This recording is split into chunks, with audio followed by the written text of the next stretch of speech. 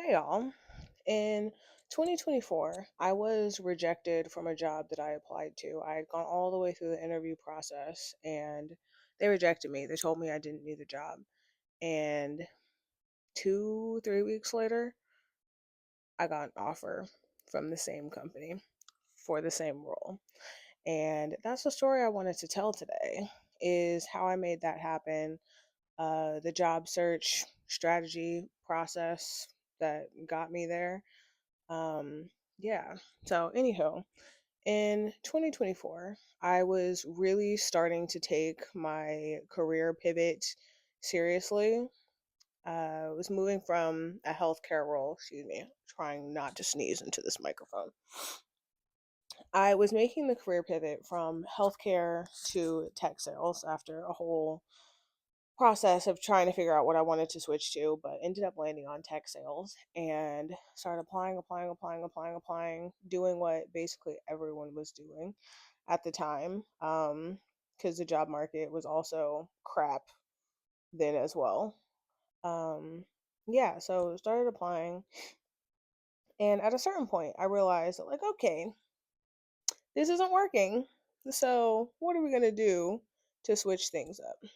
And the single biggest factor, at least for this job in particular, was one, getting more active on LinkedIn. So that's, posting, commenting, interacting, but also connecting with people who were either in the positions that I wanted, worked at the company that I wanted, had previously worked at different companies, and not just like connecting, just hitting the little connection request or whatever, but actually starting conversations.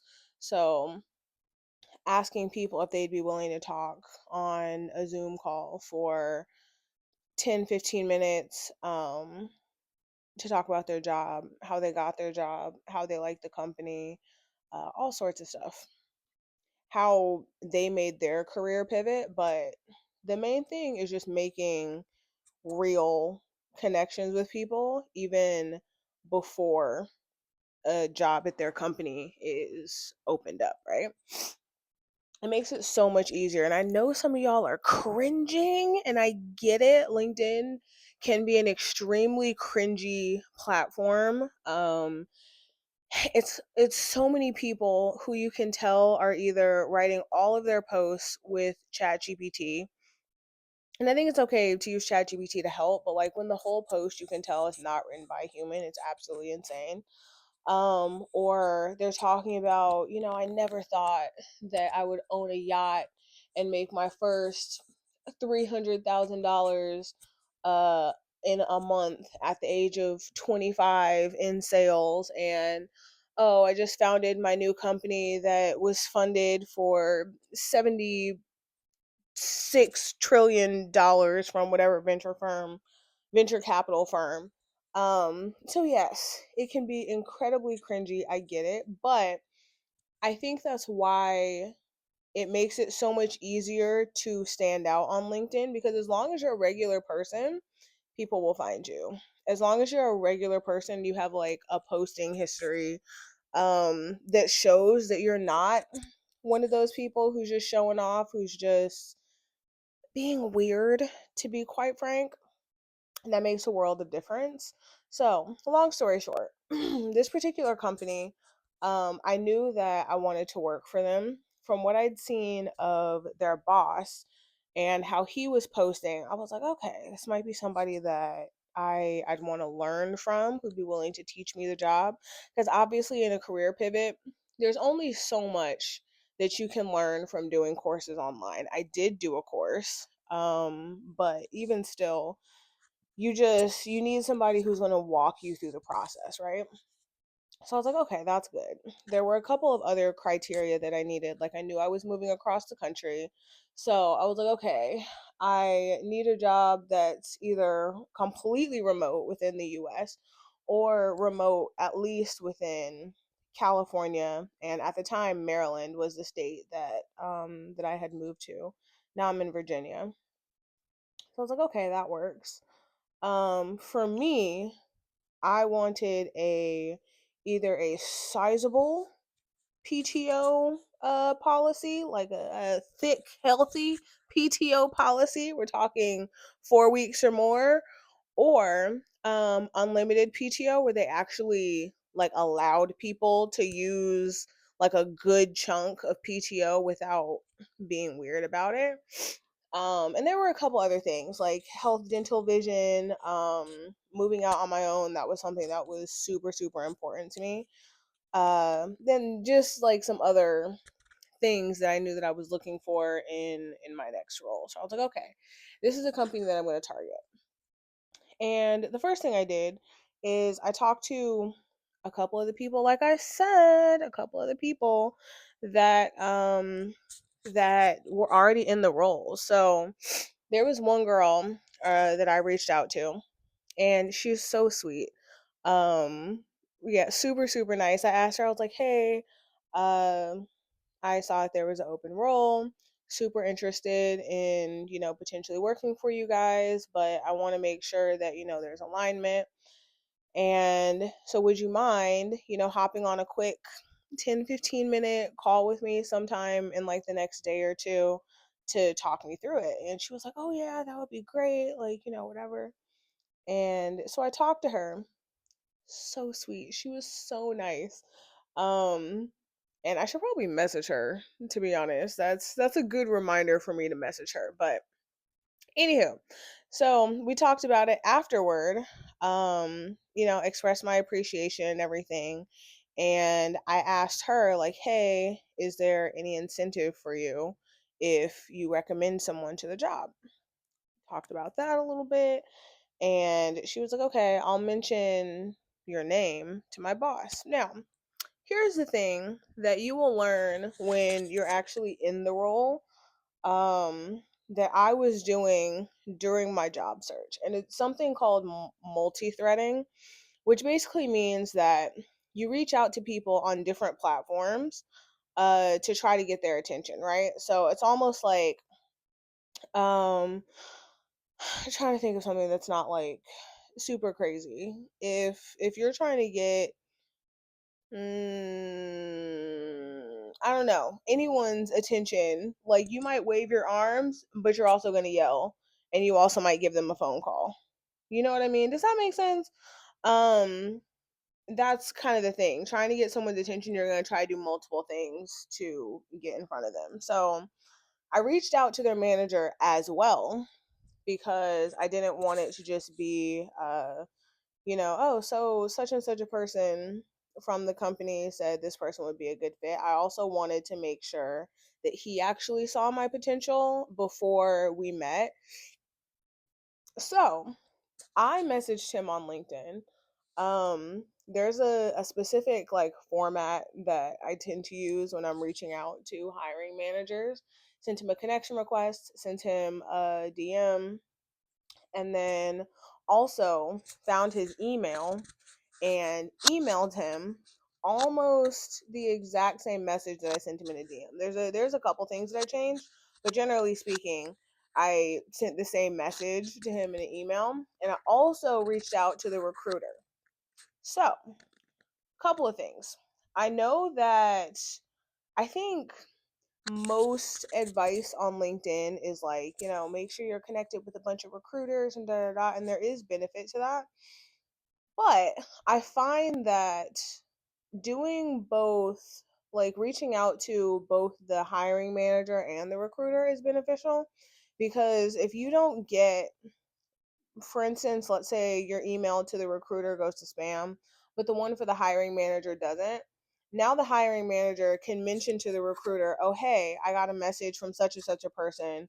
Pull their resume for, what is it, like the recruiter screening or whatever, like the very first step. It's not quite an interview, but yeah."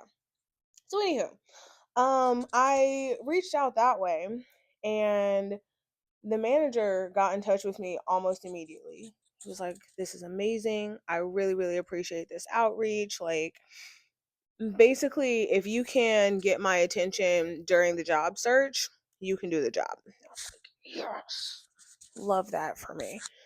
Uh, but when I talked to him, there was kind of a major issue. So we talked through my skills, of which I really didn't have many because again, I lacked the experience, but went through the interview, talked to him a little bit. He's really big on like motivation and why your why for joining tech sales, getting into sales, getting jobs, that sort of thing. So we talked through that a little bit, and he was like, man, I would love to put you through the interview process. The thing is it's a three-step interview process. You're on step 1 and we already have people who are on the last step. I didn't find the job posting until like 20 days after the job was posted. So, of course that worked against me cuz they're like we can't push you to the front of the list when there are already people who have gone through the entire interview process, people that we really like that we're basically ready to hire. Um, and it just wouldn't have worked. So I got the message that thank you so much for joining insert or for applying to insert company now. We appreciate your interest. And I was like, because you have to understand at that point, I I was already so frustrated with not necessarily my job search itself, but like life. I when I tell y'all I needed a win. I needed a win. And maybe I'll talk about it in a different video, but there was a certain point at the end of 2023, mind you, this like rough patch went on for a smooth minute, okay? So at the end of 2023, I did something else that I knew I wasn't going to actually go through the process. Like it was some schooling that I was going to do. I knew I wasn't going to go back to school for nothing, but I needed to apply and for them to tell me, "Yes, you're accepted," because I needed a win. Okay? This is how down bad I was 2023 to 2024, like the beginning of 2024. So, again, now we're in 2024. We're in like April, May of 2024, and I'm getting another rejection. Even though the manager liked me and I talked to people at the company and they were like, "Oh my gosh, you'd be great to work with." Right? So, here's what I decided to do. I decided to keep things, of course, keep things professional. There were like no hard feelings or anything. I understood. But I kept in touch with everyone. So that meant every time the manager posted, or at least every time I saw a post, I would comment on the post, "Hey, sounds good. Love what you guys are doing."